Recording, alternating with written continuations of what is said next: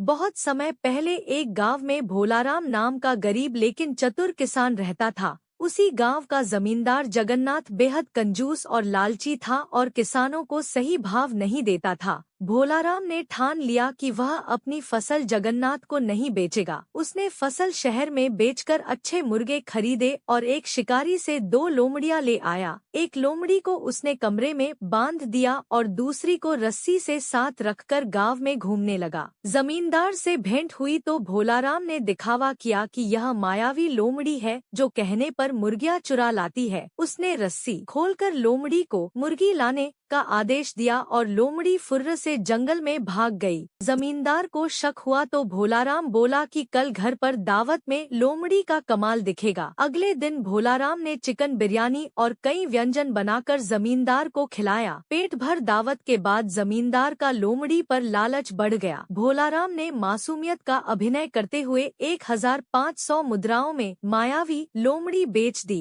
जमींदार घर पहुंचकर उसी ढंग से आदेश देता है। रस्सी खोलते ही लोमड़ी भाग जाती है और फिर कभी नहीं लौटी। ठगी का एहसास होते ही जमींदार लोग भेजकर भोलाराम को पकड़ लाता है। रात में उसे धानी से बांधकर ठंडी हवा में छोड़ दिया जाता है। भोलाराम ठंड से बचने के लिए धानी घुमाकर शरीर गर्म करता है और उसके बदन पर पसीना आ जाता है। जमींदार चकित होता है तो भोलाराम नई कहानी गढ़ देता है कि उसकी शर्त चमत्कारी है, सर्दी में गर्मी और गर्मी में ठंडक देती है। लालची जमींदार 2000 मुद्राएं देकर शर्ट खरीद लेता है, पर कड़क ठंड में केवल वही शर्ट पहनकर सबके सामने हंसी का पात्र बनता है और समझ जाता है कि वह फिर ठगा गया। क्रोध में इस बार वह भोलाराम को बोरे में भरकर समुद्र किनारे पेड़ की डाल से टांग देता है और नौकर के साथ खाने चला जाता है। तभी उधर से उसका ससुर लालकिशन आता है। भोलाराम उसे बहलाता है कि इस बोरे में बैठने से कुबड़ ठीक हो जाता है और इसके बदले घंटे के 100 मुद्राएं देने पड़ेंगे। लालकिशन लालच में बोरे में बैठ जाता है। भोलाराम रस्सी फिर कसकर बांधता है और चुपचाप निकल लेता है। जमींदार लौटकर डाल काट देता है। बोरा समुद्र में गिरता है और अनहोनी घट जाती है। कुछ समय बाद भोलाराम अपने पैरों से जमींदार के आंगन में दिखता है। जमींदार चौंक कर पूछता है कि वह कैसे जिंदा है। भोलाराम आखिरी जाल बुनता है कि समुद्र में गिरते ही समुद्र राजा के सैनिक उसे ले गए। वहाँ सोना, हीरा, मोती, अप्सराएं और ऐशो आराम है। राजा ने उसे रोकना चाहा पर वह कामकाजी स्वभाव के कारण लौट आया। हाँ, खास दोस्तों को लेकर कभी भी जाया जा सकता है। यह सुनते ही जमींदार का लालच आसमान छू लेता है और वह समुद्रलोक जाने की जिद करता है।